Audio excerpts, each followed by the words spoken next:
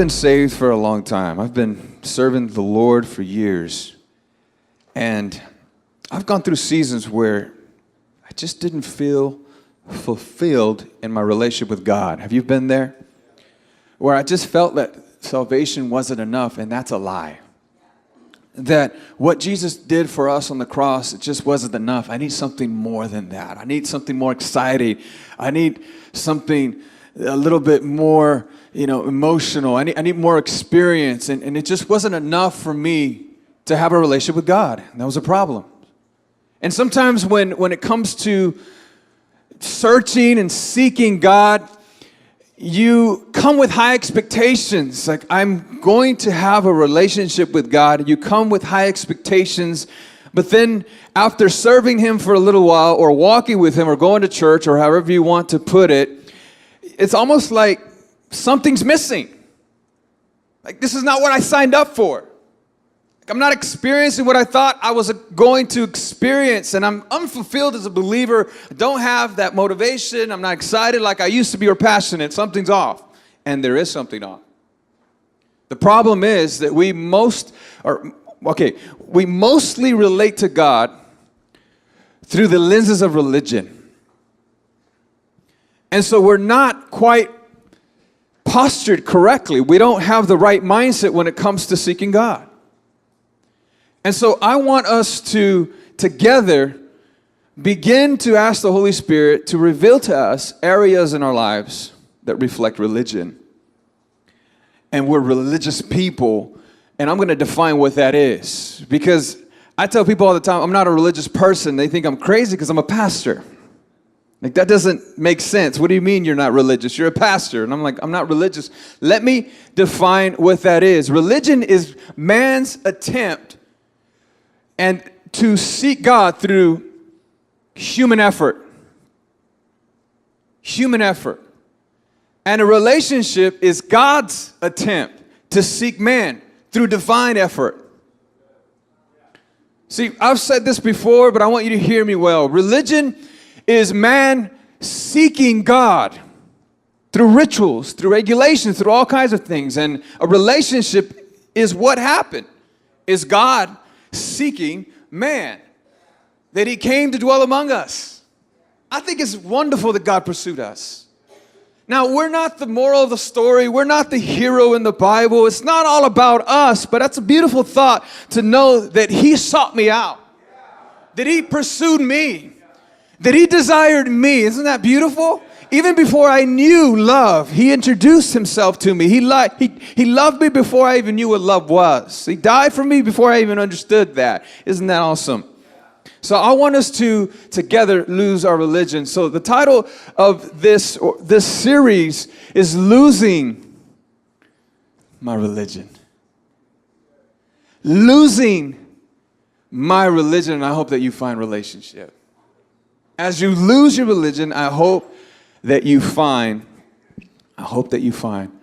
relationship. Now, this is a 4-week series. The first week is rules and regulations, and we're going to talk about that today. The second week is principles and formulas. Some people relate to God simply through principles and formulas. And then the third week, we're going to talk about slaves and subjects. Some people see themselves as slaves and subjects of God, and they don't see themselves correctly. And then the fourth week is health and wealth. Some people, they want to serve God because they want to be healthy and wealthy. Okay? Now, in every single posture that I'm talking about, I want you to know that there's truth to it, but that's not the primary reason why we have a relationship with Him.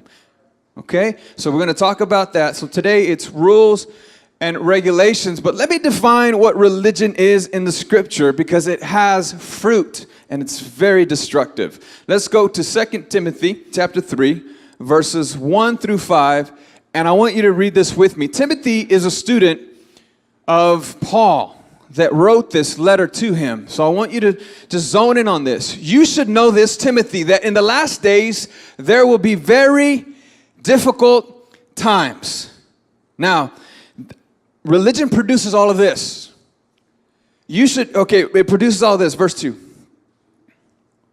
For people will love only themselves and their money. Religion produces that. They will be boastful and proud.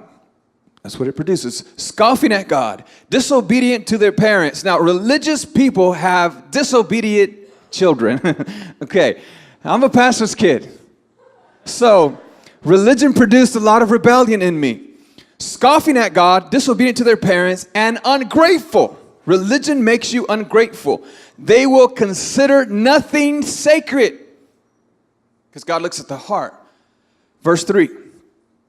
They will be unloving and unforgiving, for they will slander others and have no self-control. They will be cruel and hate what is good. Verse 4. They will betray their friends, be reckless, be puffed up with pride and love, pleasure rather than God. Now again, this is all the byproduct of religion. Verse 5. They will act. They will act religious, but they will reject the power that could make them godly. Stay away from people like that. That's why we're losing my religion. That's why we're losing our religion, is because this is what it produces. We become fakes and phonies. And the New King James Version says this: it's a form of godliness. It looks like God. Have you heard something that sounds right but doesn't feel right? That's what religion does. It's a counter. It's a counterfeit. It's not true. It's not real, but it looks like it is. So it's very sneaky and deceptive. You got to catch it. You don't see that it's there. So the title of this message in this series, Losing My Religion, is Rules and Regulations. Rules and regulations. How many of you, just be honest, you do everything by the book, you love rules because you want people to follow them and you want to enforce them? Just raise your hand. Okay, it's a few of you. How many of you see rules as something to be broken? Raise your hand. That's all the rebellious folks. Okay, I get that. I get it. Rules and regulations. When it comes to this type of relationship that we have with God that's based on rules and regulations, I want to recommend a book to you. It's a really, really popular book. It's a really good book. It's called the Bible. Now, I want to recommend a book that I read by Sky Jethany. I believe that's how you pronounce his last name. If I missed it, Sky, okay?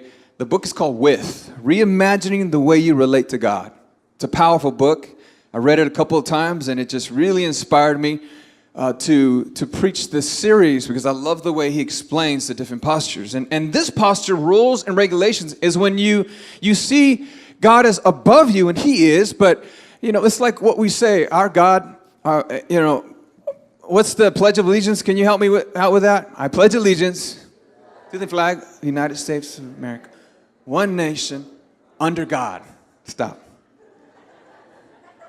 That's how we see him primarily, is underneath him.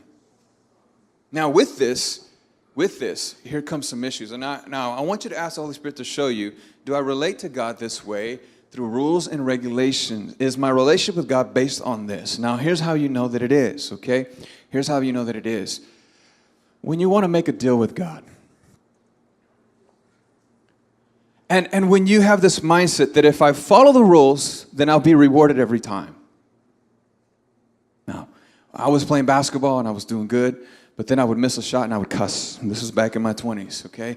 I'm not going to say I don't cuss anymore. I don't cuss as much. Okay, but anyway, but back then I was cussing, and I was playing against another church. So it was worse, because I was playing against Christians. And then when I was going up making shots, I was making them, but I would miss one, and then I would cuss, right? And then I just landed on someone's ankle, and I broke mine. Okay, and the first thought that I had was, that's what I get for cussing. God got me. God got me. I've talked to people that they've broken a leg or something, and they'll say to me, I think God's trying to get my attention. This is why it happened, because I haven't been coming to church. They have that mindset. Now, there's another one that I read about. Steve Johnson, back in 2010, the Buffalo Bills, he missed overtime. He missed the catch in the end zone. And this is what he tweeted.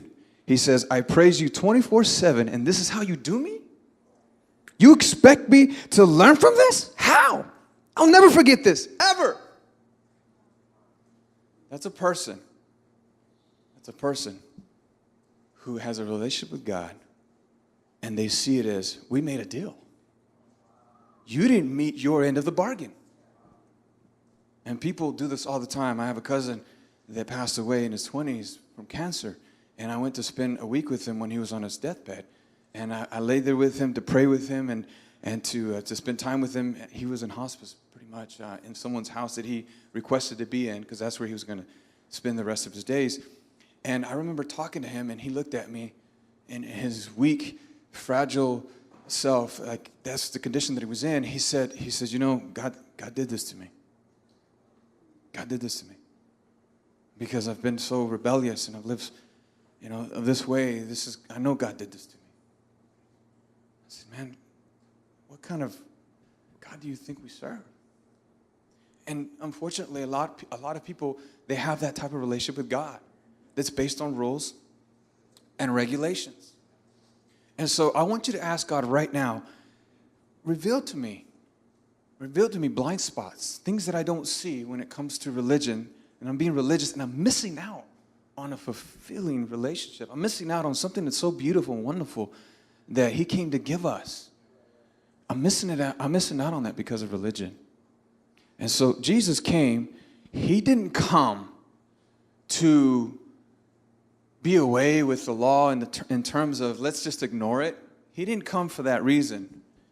But He came to set a standard.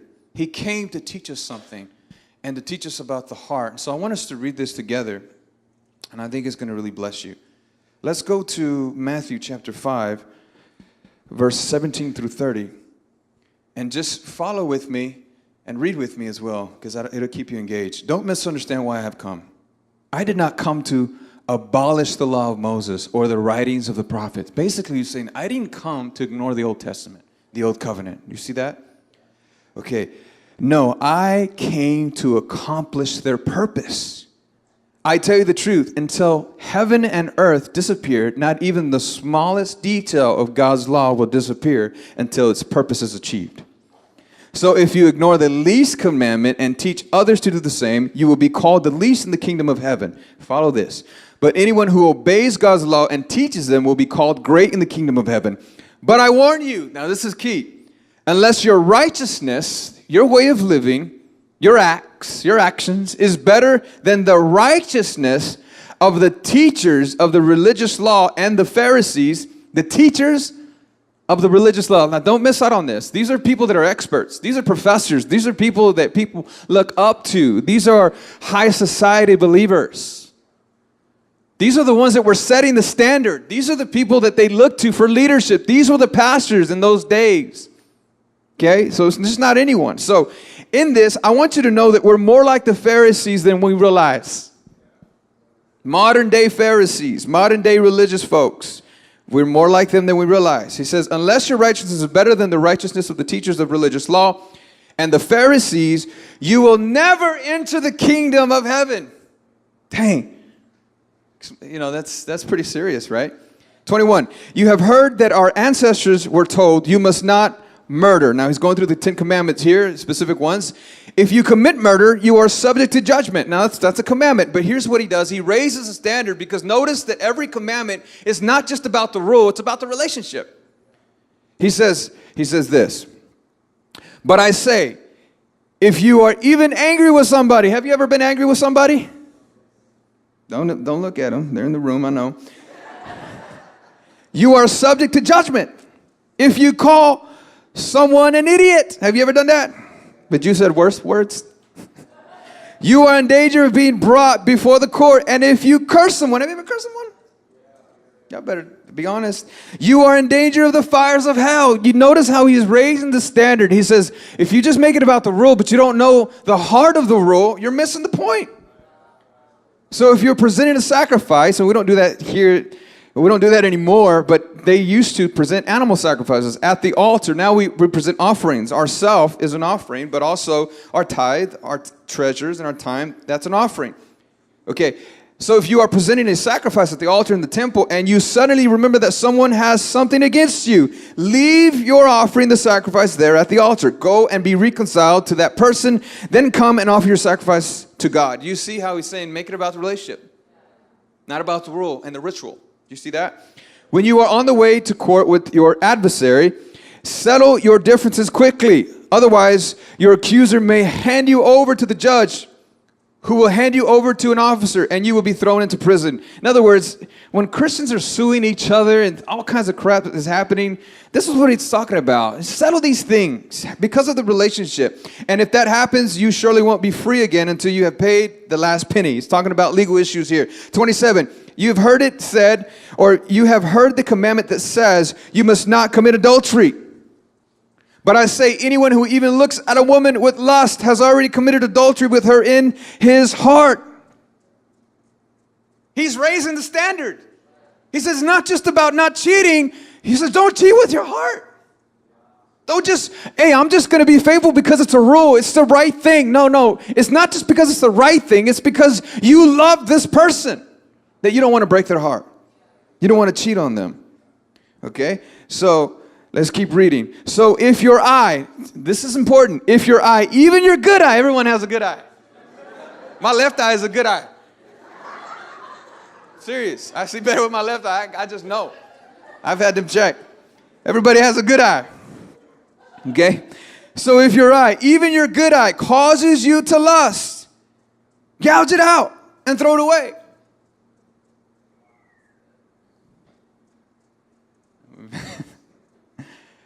I'm telling you, what if this was literal?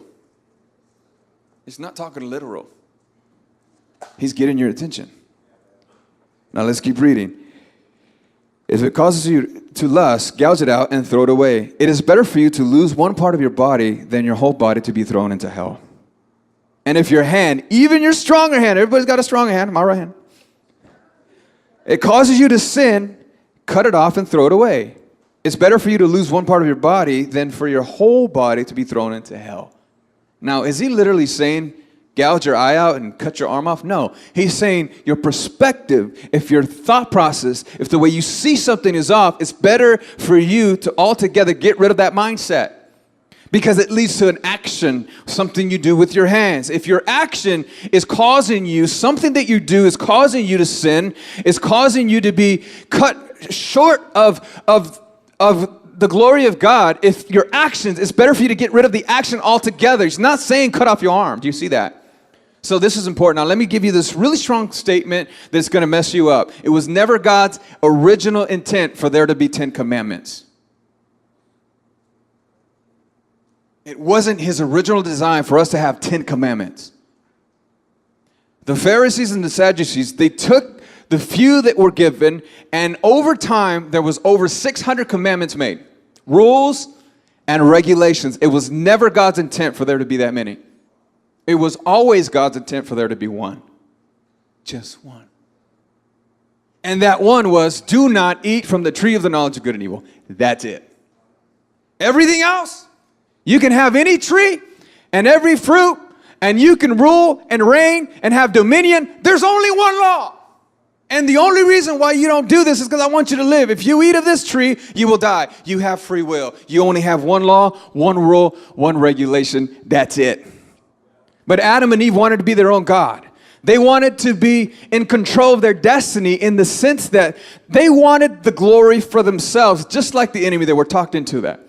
So after the fall of mankind, here's what people were left with. Follow me well. Here's what they were left with. Fear. They hid themselves. They were ashamed. They covered themselves with fig leaves. Fear, which led to obsessive control. I need to be in control. I got to control the outcome. I got to control the miraculous or the mystery. I got to control as much as I can everything. You ever dealt with that? My greatest fear, probably yours as well, is to be controlled by someone, to be manipulated by someone, because that's what religion does. Now, what's the outcome? What happened after that? Because now fear and control are in the picture, and now what's birthed is religion. Because the Bible is very powerful. It's an awesome book. It could give life or death. It can promote justice or judgment. You can go around telling people you've been justified or you are judged. See, the Bible, you can build courage and exhort and edify, or you can tear somebody down. Hey, you are a sinner. According to the Bible, you should not be here. And that's true, but the point is, how will this sword be used? To heal or to kill? It's the difference. Whose hands is it in? Why? Because some people in the name of religion, they are racist. See, people will use this book instead of to motivate somebody to draw near to God. They'll use it to manipulate and to control somebody. And to be, God said this and God gave me the word and I'm the prophet and you listen to what I said. God said not to do this and I'm telling you, I am a pastor and what I say carries weight. When I tell somebody, if you do this, you're going to be cursed. All of a sudden, they feel controlled by me.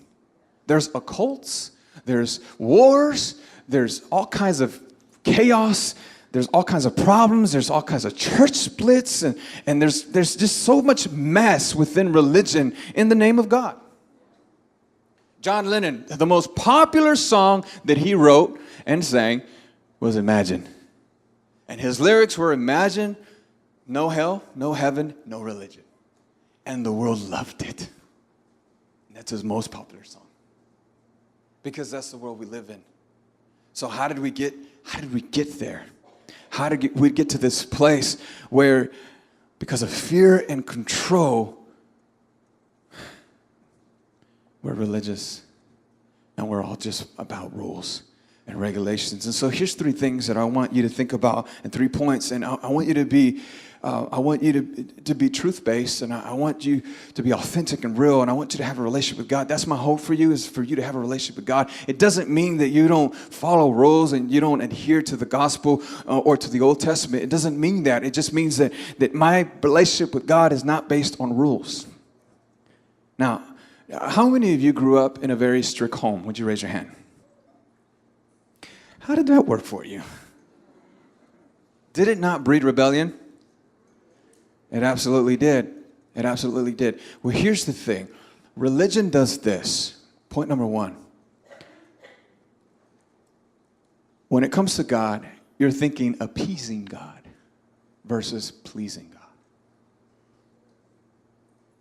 Appeasing versus pleasing. Now, back in the day, even the Mayans and the Aztecs, they wanted to appease God because they believed that the spring came, the rain came, the sun came up because of sacrifices, human sacrifices. So everything they did was to appease the gods. And it was all God's will that it would rain. If God didn't want it to rain, it wouldn't rain. And so they didn't understand laws and science or any of that. All they understood was we have to make these blood sacrifices to appease the gods. And to appease is something that we often do. I have to pay my dues. I have to show up and I have to check it off the list. And I need to appease God. And I need to be right with God in the sense that I don't want him to be mad at me. And the reason why I didn't get a promotion is because I haven't been doing this. The reason why things aren't going for me is because I'm not appeasing him. He's still mad at me. Have you ever said that? God's mad at me. Because trouble follows me. God's just upset with me. I'm the troubled child. I'm the one that never gets it right. That's me. I'm the one that messes up. And I'm going to appease God. So every now and then you'll do your peace offering. Now you'll either light a candle, do some kind of ritual in different nations and different cultures. People, before they do something even crazy, before I sell my drugs, I'm going to dedicate them to the gods. Santa Muerte. I'm going to do something to appease the gods because I need to sell. There's prostitutes in Thailand and other parts of the world that before they go out to look for customers, they pray to the gods for fortune before they commit their act. All right?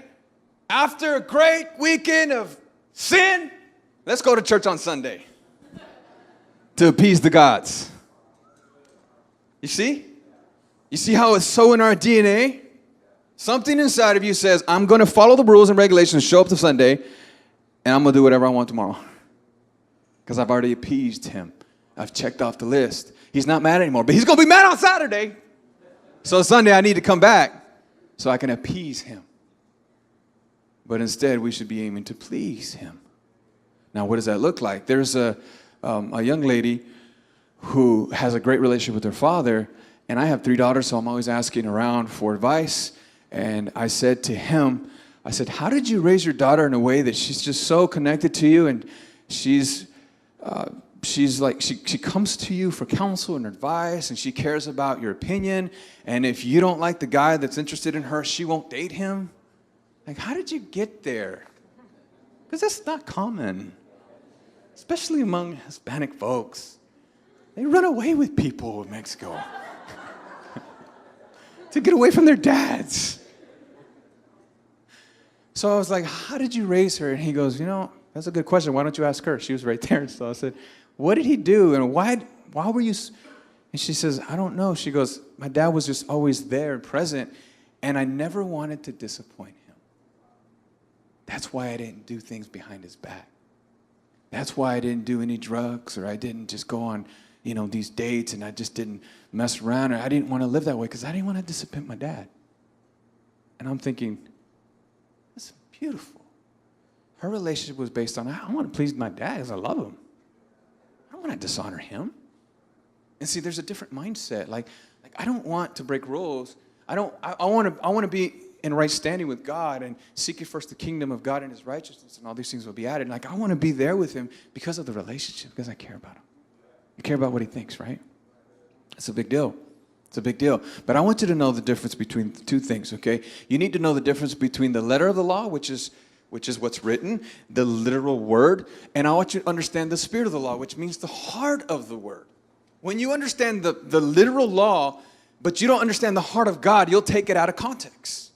When you see the word and you just think it's an angry God that wants to control people, that is bloodthirsty, and if that's all you see, and you're not seeing the fact that God is a good father, that he's gracious and loving and patient, and that Jesus is perfect theology, and if you want to know God, look to Jesus, right?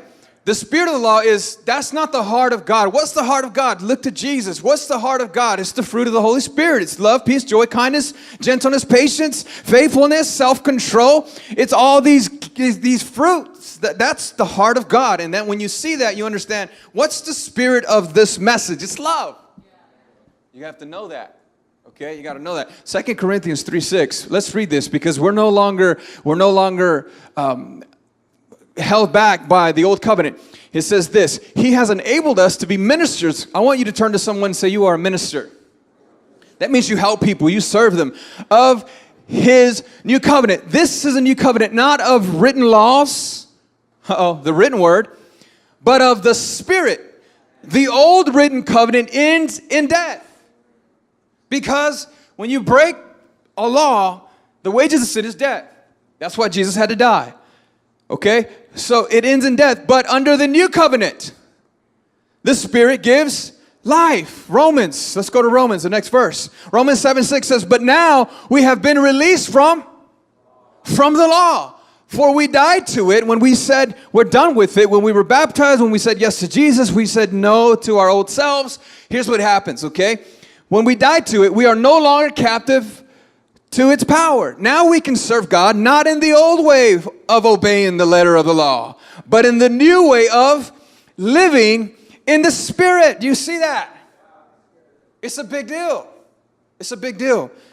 Let's read Matthew 23:23, because I want you to see the difference here. Okay, check this out. What sorrow awaits you, teachers of religious law, and you Pharisees, hypocrites! For you are careful to tithe even the tiniest income from your herb gardens, but you ignore the most important aspects of the law: justice, mercy, and faith. You should tithe, yes, but do not neglect the more important things. Justice, mercy, and faith have to do with relationships. You see that? Pleasing God is not what pleases you most of the time. I've helped out people, that nobody sees it. I've gone to the stores and buy them shoes and bring them blankets and sleeping bags and homeless people, and then I feel the pleasure of the Lord there. And God says, that pleases me.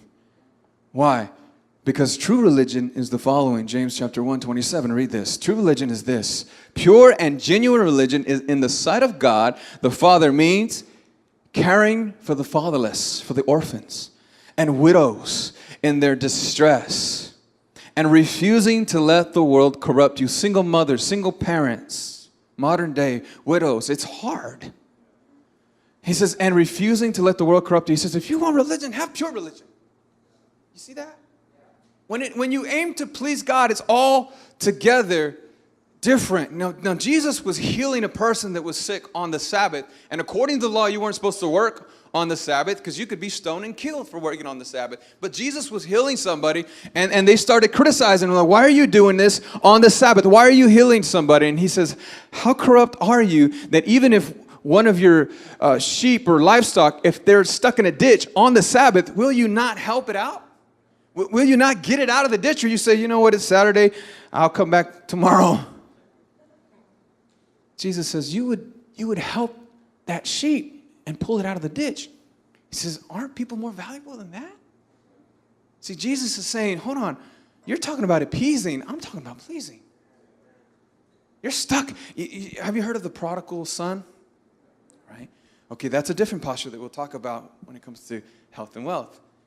The prodigal son, the younger son, he went and spent his father's inheritance. He comes back, and the older son was relating to his father through rules and regulations, through appeasing his father. He couldn't stand the fact that his son went and squandered everything, came back and received grace. He couldn't stand it. He couldn't even celebrate it. Religion does not let you celebrate the broken and being made whole and the lost being found. Religion makes you not care about evangelism. It makes you so cold. You're not compassionate anymore. You don't care about what God cares about anymore. And so the older son was, I will not celebrate my brother. Do you realize what he has done? I've been serving you through rules and regulations all my life, and you haven't thrown me a party. That's what it does. Aims to appease versus to please. Do you see that? So, the next point is that when you're religious, you're focused on the outside, in versus inside, in. You know, I used to work landscape, and I still do it home. And my wife pays me in her ways. No, I'm just joking. I throw her under the bus. I do that all the time, just to embarrass her. It makes our marriage very wonderful and great. Anyway, but her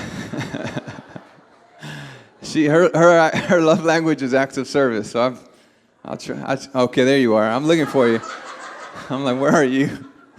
So now that she's here, I will stop talking about this.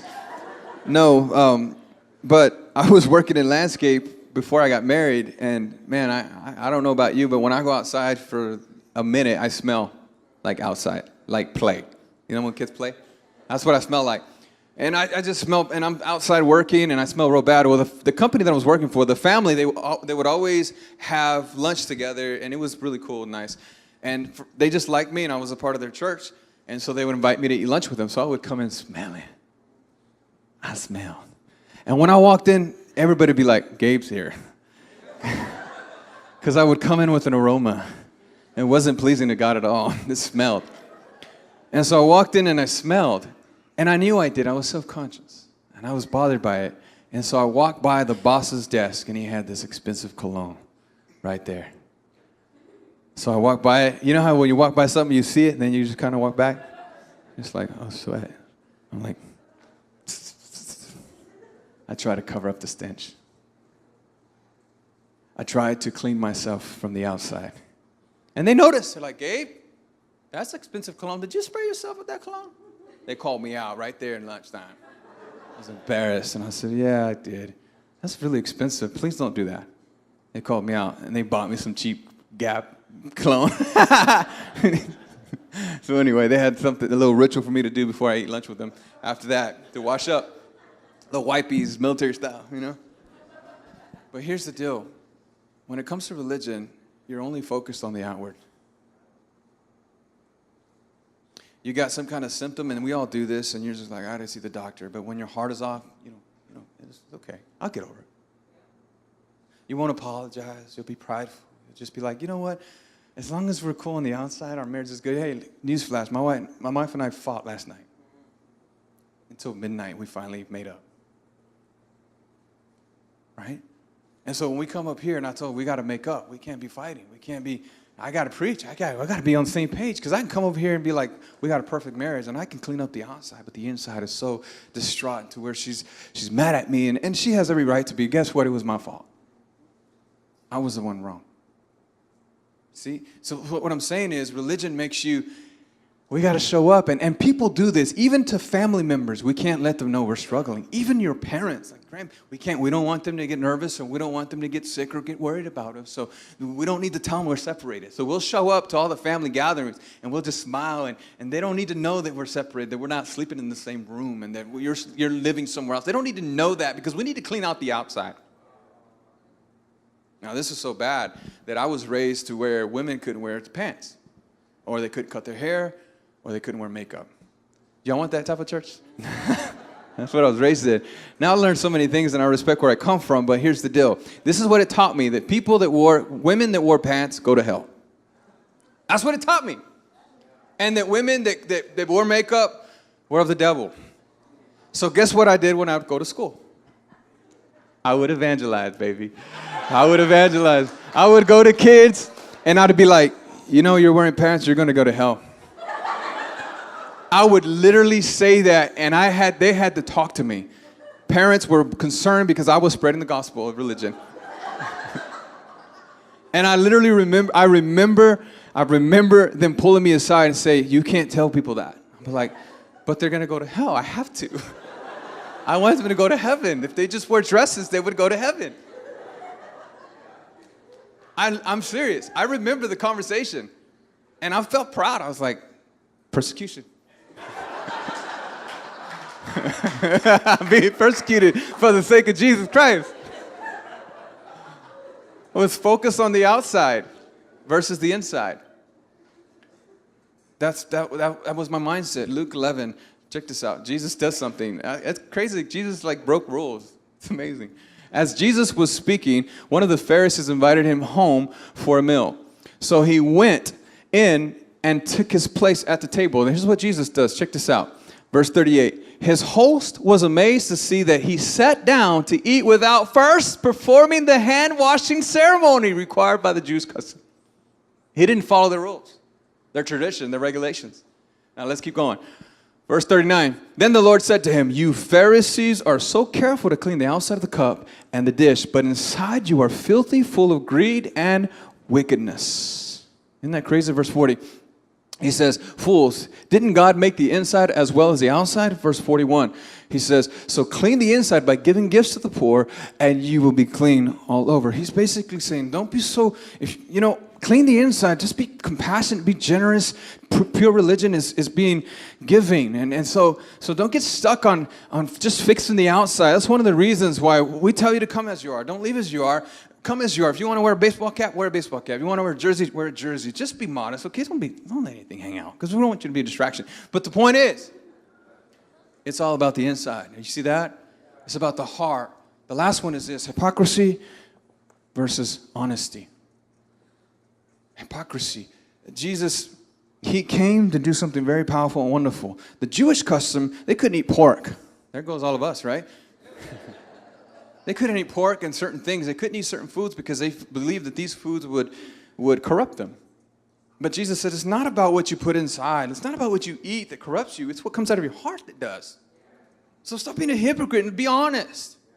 And here's what he says in Mark chapter 7, 21 through 23. For from within, out of a person's heart, come evil thoughts, sexual immorality, theft, murder. Verse 22, he says, adultery, greed, wickedness, deceit, lustful desires, envy, slander, pride, and foolishness. 23, all these vile things come from within. They are what defile you. What's inside is what defiles you. And the fact that we have that there, we become hypocrites because we don't want people to know that we're struggling with something. Do you see that? And so I used to be so shallow.